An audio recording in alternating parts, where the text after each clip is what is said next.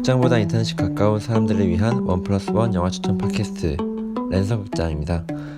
지금 저는 진행을 맡고 있는 제이미이고요. 지금 대부분의 영화관들은 온통 어벤져스 엔드게임 밖에 없습니다. 개봉 당일에 용산 아이맥스 자리는 웬만한 아이돌 콘서트만큼은 아니겠지만 그래도 중고나라에서 비싼 가격에 거래가 되었다고 전해집니다.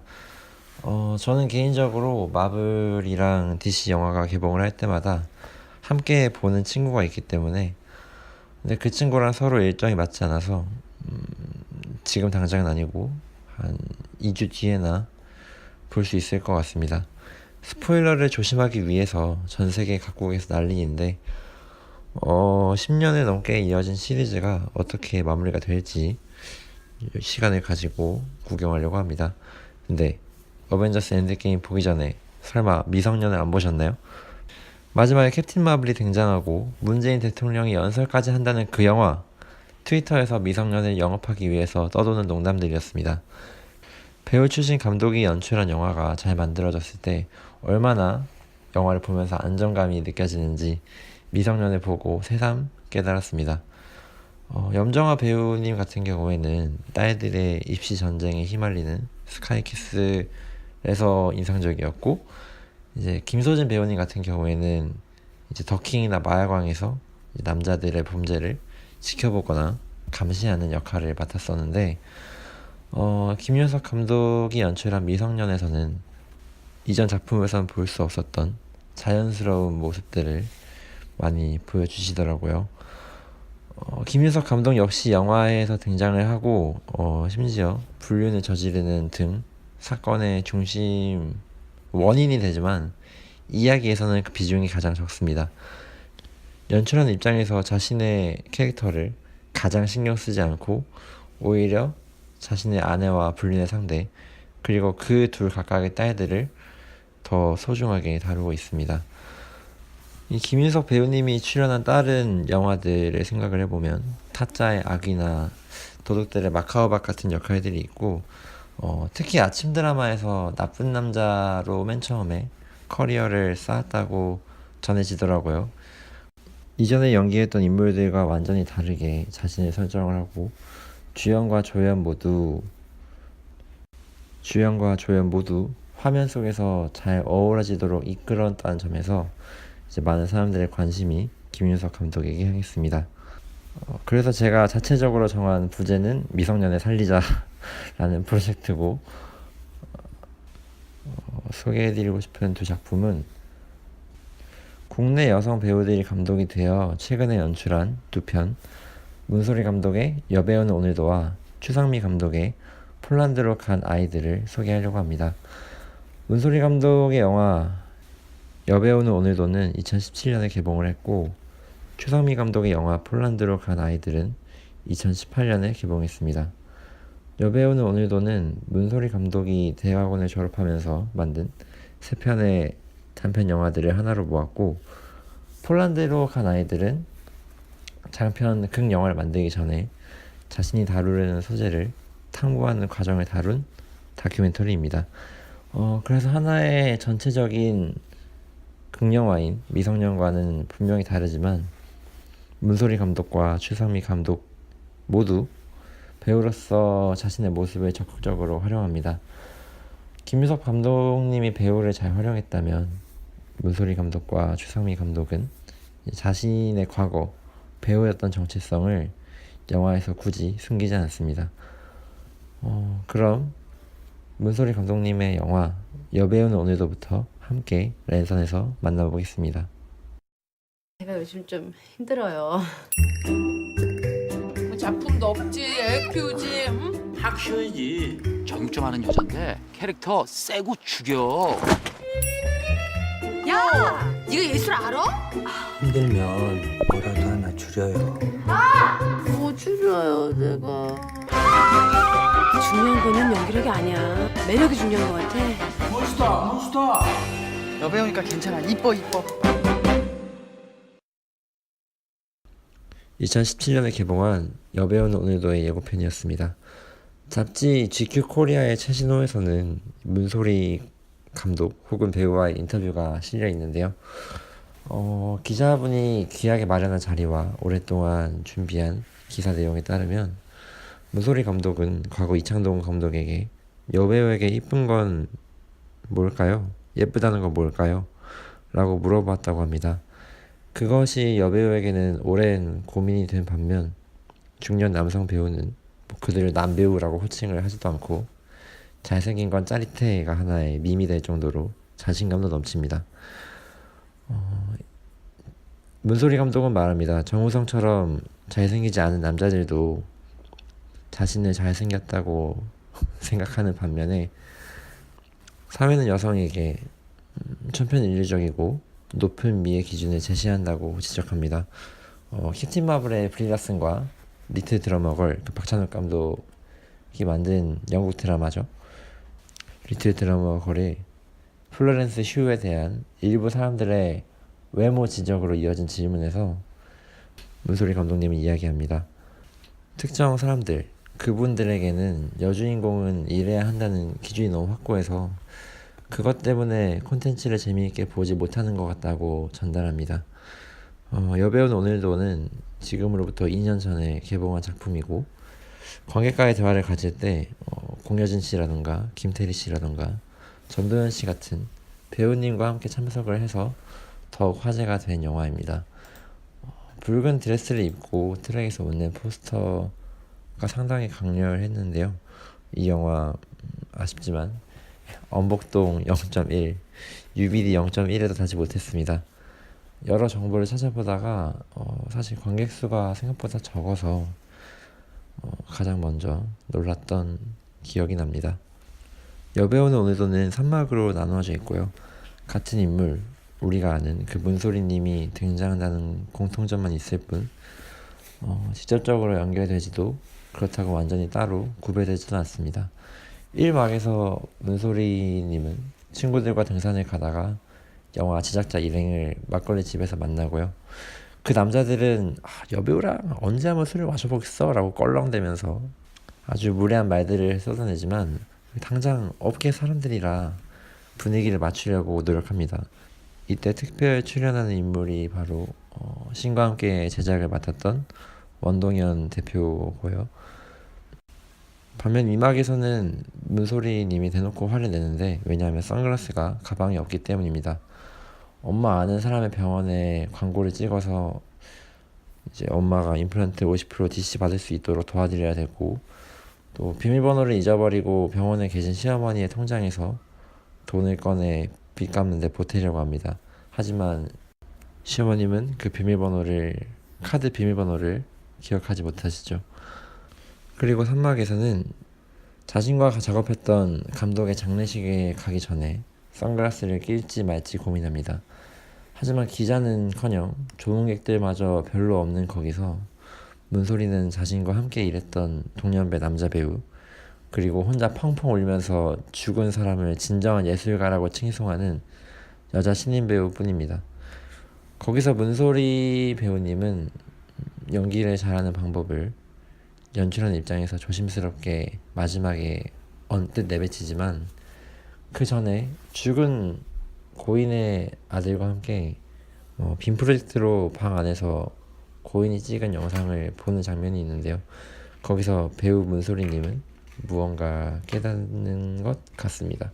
그것을 전달하는 감독 문소리님이 어떻게 상상하면서 이 일을 했을지가 그것을 상상하는 즐거움이 여배우는 오늘도 라는 영화 안에 있습니다. 왜 배우는 오늘도가 아니라 여배우는 오늘도일까? 라는 초등학생이 할 법한 질문 속에서 관객들은 여배우라서 겪어야 되는 일들을 눈으로 보게 됩니다. 그것이 잡지 인터뷰로 전해지고 사람들이 부당하다고 목소리를 내도 결국 영화 한 편을 보는 것만큼의 효과가 있을까요? 그래서 여배우는 오늘도를 보셨으면 좋겠고 여배우는 오늘도에서 문소리 감독은 자신이 직접 담당한 각본과 연출을 통해 눈앞으로 여배우가 어떻게 사는지 보여줍니다. 가장 얄미운 사람을 뽑자면 당연히 술에 취한 이막에서 술에 취해 들어온 아내에게 힘들면 뭐라도 줄이라고. 근데 일도 없고 시어머니도 하나고 딸도 하나인데 뭘 줄이냐고 문소리님이 짜증을 내자 이제 술이라도 줄이라고 아주 구부정하게 앉아서 존댓말로 말하는 이제 남편 실제 인물이죠. 장준환 감독일 겁니다. 하지만 더 눈살이 찌푸러지게 만드는 사람들은 2막이 아니라 1막에 등장하는 것 같은데요. 배우 문소리가 평소에 알던 영화 제작자의 후배 중년 남자 2명입니다. 실물이 훨씬 낫다라고 말한 뒤에 하나도 안 고친 거냐고 물어보고 어떻게 21세기에 자기 관리를 이렇게 안 하는지 막 껄껄거리면서 물어봅니다. 그리고 다짜고짜 자신의 아내에게 걸려온 전화를 바꿔주고 이제 그 와중에 아내가 문소리 씨 당신보다 1000배는 예쁘다고 말하는 아무도 원하지 않는 손님의 모습을 보면 뒷목부터 일단 잡게 됩니다. 근데 거기에 어정쩡하고 머쓱하게 대처를 하려고 노력하는 문소리 배우님의 얼굴도 보이고요. 한국 아저씨들은 왜 다 저렇게 예의가 없냐? 라는 대사는 밖에서 문소리님이 친구와 담배를 피울 때 나옵니다. 문소리 배우님이 같은 영화 안에서 말하는 조폭 또는 형사 영화밖에 없던 스크림에서 우린 이제 떨떠름한 합석 이후에 그 직후에 바로 화장실에서 화장을 급하게 고치는 배우 문소리를 보게 됩니다. 그러니까 이곳에서는 최소한의 예의도 갖추지 않은 사람에게 어떻게든 서글서글하게 대해야 한다는 최대한의 인류애를 발휘해야 한다는 곳이죠. 엄마의 임플란트 DC를 위해 병원 안에서 광고를 찍는 그 짧은 장면에서도 아니 남자 의사가 갑자기 아니 그냥 광고 촬영을 하는 건데 뜬금없이 여배우님의 어깨에 손을 올리고 이것도 사실 너무 무례하다고 생각을 했는데 그것에 대해서 이 영화는 불같이 화를 내진 않습니다.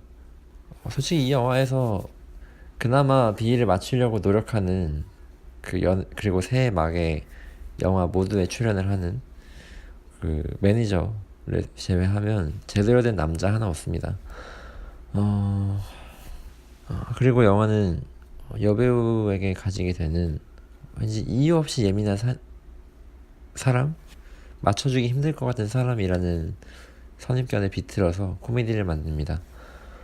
그래서 단순히 배우가 자신의 이야기를 솔직하게 담아낸 뭐 졸업 작품이다 라는 점에서만 머물 수 없는 영화라는 생각이 드는 거죠. 세계 3대 영화제에서 수상을 했음에도 1년에 작품 하나 할까 말까 한 여배우는 오늘도 일이 없이 바쁩니다. 여배우는 오늘도라는 영화는 그 업계 속에서 자신의 가치를 낮게 평가하지 않고 좋은 연기란 무엇인가를 계속 고민하는 사람의 태도와 일상 그 자체가 담긴 영화입니다. 그래서 상당히 소중한 영화라고 생각이 드는데, 그리고 3막으로 나누어진 영화지만 세 단편이 하나로 돌이켜서 곰곰이 생각해보면 매끄럽게 이어지는 부분이 있습니다. 특히 마지막 장례식장에서 문소리님과 다른 배우들이 만나서 술을 마시는 장면은 편집되지 않은 채 하나의 샷으로 5분 동안 계속됩니다. 그 안에서 캐릭터들이 대화를 하면서 어떤 관계인지 천천히 드러나고 갑자기 이서영이라는 새로운 젊은 여자 배우, 죄 많은 소녀에서도 출연했던 전여빈 배우님이 등장을 하고요. 그 배우가 나오는 대목을 계속 같은 구도 안에서 보여줍니다. 카메라 앞에 오랫동안 서서 연기해본 사람은 이제 하나의 장면을 어떻게 나누어서 찍어야 할지 자연스럽게 개선할 수 있겠구나 라는 생각이 들었어요. 그 다음으로 죽은 감독을 천재라고 젊은 여배우가 말하는 동안 그건 진짜 예술이 아니다 라고 딱 잘라서 말하는 문소리 배우의 모습을 번갈아서 보여주니까요. 그렇게 한바탕 싸움이 벌어지다가 이제 마지막 장면에서 이제 주정뱅이가 된 동료 배우는 배우 때려칠까? 문소리 씨가 이제 미친놈 이러면서 등짝을 때립니다. 그 뭘 많이 모르는 듯한 어린 여자 배우 전여빈 씨가 연기한 여자 배우는 연기를 잘하는 방법을 문소리님에게 묻고 문소리님은 그때 그저 되는 대로 할 뿐이지 라고 대답합니다. 거기서 이 영화 감독이 이 영화를 감독한 사람이 바로 문소리님이라는 걸 생각하면 웃음이 나다가도 이 모든 대화가 벌어진 장소가 공동묘지 옆 오르막길이거든요. 거기 올라가는 사람들을 뒤편에서 멀리 찍는 마지막 장면은 어떤 여운을 남깁니다. 그리고 빔 프로젝트로 고인의 아들과 함께 고인이 찍은 영상을 같이 보는 장면에서는 그 영화란 무엇일까라는 것에 대한 거대한 질문에 한 발짝 다가간 느낌마저 들었습니다. 고인의 이전 영화를 예술도 아니고 관객들과 평론가들에게 외면받은 영화라고 기억하고 있지만 정작 감독이 가족들과의 시간을 기록한 영상을 아들과 함께 보면서 문소리 씨는 크게 엎드려서 눈물을 흘립니다. 그 눈물의 의미가 무엇일지는 관객 각자의 감상에 따라 다르겠지만 어떤 숭고한 느낌마저 들었던 장면이었습니다. 그래서 더 많은 사람들과 함께 보면서 이야기를 나누고 싶은 영화였고 이제 무엇보다 관객의 얼굴에 미소를 짓게 만드는 코미디 영화이기 때문에 영화를 같이 보다 보면 배우 문소리님이 살고 있는 세계이자 우리가 살고 있는 이 세상을 조금 더 잘 살 수 있을 것 같은 느낌이 드는 영화였습니다. 당장 5월 15일에는 2008년 대한민국 첫 국민 참여 재판을 다룬 영화 배심원들에서 대법관 역할을 맡아서 새롭게 관객들을 찾아뵐 예정입니다. 그렇다면 그 다음 영화 최상미 감독이 만든 다큐멘터리 폴란드로 간 아이들을 한번 조심스럽게 이야기해 보겠습니다. 폴란드에 갔다는 거는 기사 난 적도 없고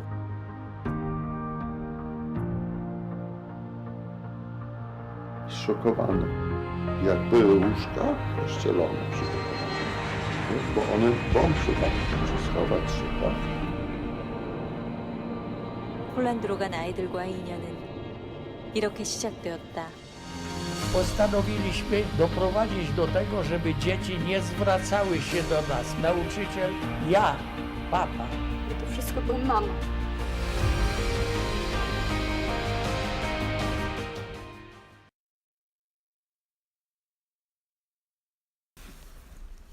영화 폴란드로 간 아이들은 2018년 10월 초에 부산국제영화제에서 첫 공개가 되었고요. 그 후 10월 31일에 정식 개봉으로 관객들을 만났습니다. 원래 영화가 시작되기 전에 항상 예고편을 찾아서 짧게 들려드리려고 하는데 아무래도 영미권 언어도 아니고 한국어도 아니고 유럽어라서 귀로만 들었을 때는 무슨 영화인지 모르겠는 느낌이 확실하네요. 오디오 클립 같은 경우에는 설명창에 함께 글을 볼 수 있도록 장치가 마련되어 있기 때문에 그 부분을 참고해 주셔도 좋으실 것 같습니다. 최상미 감독님이 만든 영화가 영화제에서 초청이 된 거는 이번 장편 영화가 첫 경험이 아니었는데요.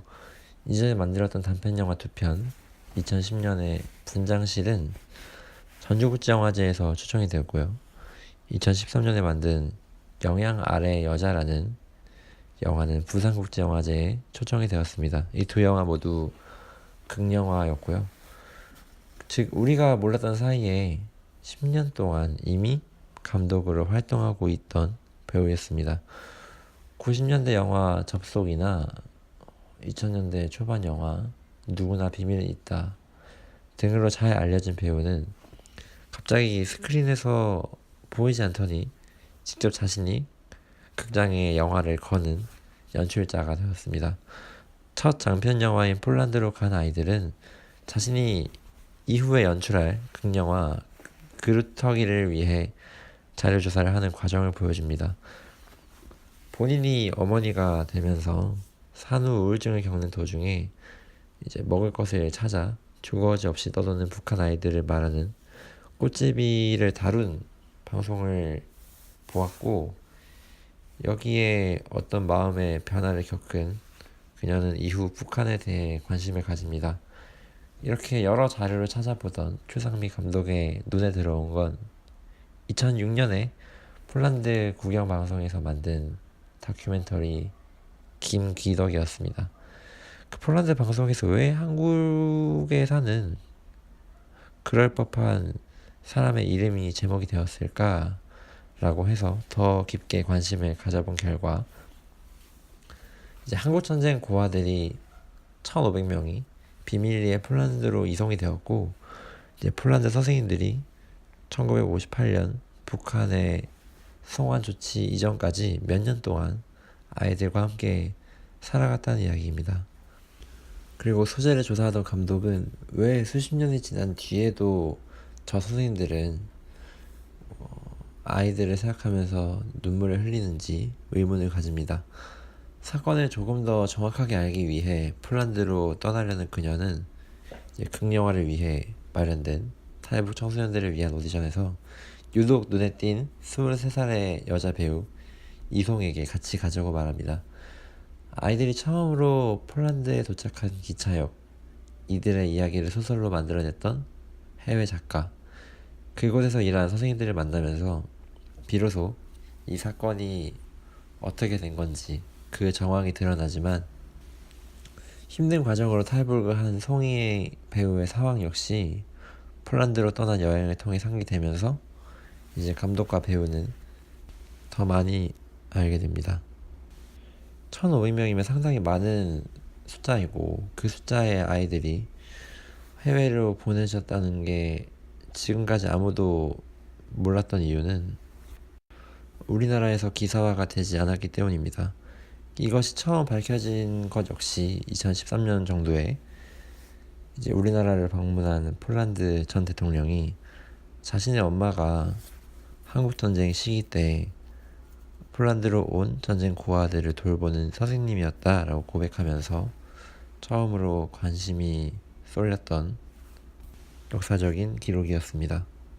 이 영화를 만든 최상미 감독님의 나레이션으로 주로 진행이 되는 폴란드로 간 아이들이란 영화는 이야기를 듣고 있는 감독의 표정을 놓치지 않습니다. 그 장면만 보면 영화처럼 짜고 찍었구나라는 생각이 들 정도고요.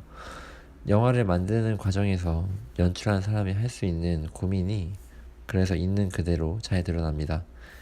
이제 탈북자 역할을 연기할 청소년을 찾기 위해 탈북 청소년들을 주로 있는 대안학교를 바탕으로 한 오디션에서는 이제 자신의 영화가 배우들에게 끼칠 영향에 대해서 토의를 하고요. 폴란드로 떠난 여행에서는 여전히 자신을 조금 경계하는 송이 배우의 모습을 있는 그대로 보여줍니다. 그리고 더 좋은 배우가 되기 위해서는 자신의 감정을 객관화시킬 수 있고 조금 더 털어놔야 한다고 말하면서 이제 송이 배우를 걱정하는 대목도 있습니다. 그렇게 만들어진 영화 폴란드로 간 아이들은 취재하는 사람이 전면에 드러나지만 진행자가 전면에 나서는 어떤 시사평론 프로그램과는 전혀 다른 느낌을 줍니다. 그 이유에는 두 가지 전제가 있는데요. 하나는 연출자가 극영화를 만들기 위해 소재를 탐구하는 과정이라는 것이고, 그러니까 이제 이것이 장편 영화로 만들어지기 위한 준비라는 거죠. 그리고 두 번째는 연출자가 만들려고 하는 영화의 주연을 맡게 될 배우가 간접적으로 그 여정에 연결이 되어 있다는 점입니다. 이동 역시 이 영화의 메인 사건인 아이들처럼 자이든 타이든 나라 밖에서 살게 되었고, 특히 아이들 같은 경우에는 다시 북한으로 강제로 끌려와 했었기 때문에 그 부분에 대해서도 송이 배우는 어느 정도 공감을 하고 폴란드 사람들을 만날 때는 자신의 아는 사람을 만난 것처럼 반가워합니다. 그래서 감독과 배우의 동행은 더 특별하다고 생각이 드는데요. 영화 한 편을 만들기 위해서 먼 길 떠나는 모습은 영화 자체가 되게 숭고하게 만든다고 생각이 되지 않습니다. 다만 영화 한 편을 만들기 위해서 가장 기본적인 것, 소재를 조사하고 출연한 사람들과 좋은 관계를 맺는 것, 거기서부터 시작해야 한다고 말하는 인상이 들었습니다. 어느 순간 언제부턴가 좋은 시나리오가 들어오지 않고 여배우에게 기회가 한정되어 있다는 점에서 자연스럽게 배우라는 직업과 멀어졌다고 추상미 감독은 이전에 말했습니다. 그런 사람이 장편 영화를 만들기 위해 먼저 든 건 카메라가 아니라 사건을 기록하고 인터뷰를 하는 동안 쓰여진 작은 수첩과 연필이었습니다. 북한의 주도로 같은 공산주의 국가인 폴란드로 간 아이들은 사실 전부 북한 아이들이 아니었으며 그것의 아이들이 폴란드 선생님을 엄마, 아빠라고 불렀던 사실이 점차 드러납니다. 함께 동행한 북한 교사들은 엄격한 규칙으로 폴란드 선생님들이 아이들을 특별하게 대하는 행위를 금지하였고, 폴란드 선생님들은 북한으로 송환된 이후에 자신을 폴란드로 데려가 달라는 아이들에게 행여나 무슨 일이 생길까 답장도 하지 못했습니다. 한참 지난 지금 아이들 사진을 보여줘도 선생님들은 바로 그 학생들의 이름을 기억합니다. 영화가 전달하는 내용과는 별개로 가장 확실하게 기억이 남는 대사가 있었는데요. 참 별거 아니지만 모르겠다라는 말입니다. 폴란드에서 만든 다큐멘터리를 울고 있는 선생님을 보면서도 이제 추상미 감독은 모르겠다라고 말하고, 배우 이송에게 폴란드를 같이 가자고 말하기 직전에도 내가 너네의 삶을 잘 모른다 라고 고백합니다. 그 모르겠다는 마음부터 시작한 취재는 폴란드 역시 세계 2차 대전으로 인한 상처가 극심했으며, 그래서 시골 마을에 온 한국의 전혀 다른 인종, 전혀 다른 대륙의 전쟁 고아들을 자신의 자식처럼 헌신적으로 돌보았습니다. 그래서 기어이 추상미 감독과 이송 배우가 폴란드로 떠난 여정은 아우슈비츠 수용소까지 가게 되고, 그 끝에는 철의 장막이라고 불리는 옛 동서독의 국경에서 그들은 함께 길을 걷습니다. 둘은 각각 철조망을 사이에 놓고 걸어가다가 마지막에 철조망이 없는 끝나는 부분에서 둘이 같이 빠져나와 손을 잡는 장면이 있는데요. 분단국가여서 있는, 그리고 겪어야 되는 현실에 대해 이제 서로의 벽을 허물기 위해서 노력하자는 그런 의미가 담겨 있는 것 같았습니다. 인터뷰에서는 이제 이 영화를 바탕으로, 이 다큐멘터리를 바탕으로 만들어질 극영화 그루터기가 제작 단계라는 말이 있었는데, 이제 겨우 반년 정도 지났으니까요. 앞으로 극영화 역시 얼른 제작되어서 많은 관객들에게 공개되었으면 좋겠습니다. 네, 그러면 여기까지 우리나라 배우 출신 여성 감독 영화 특집을 마치겠습니다.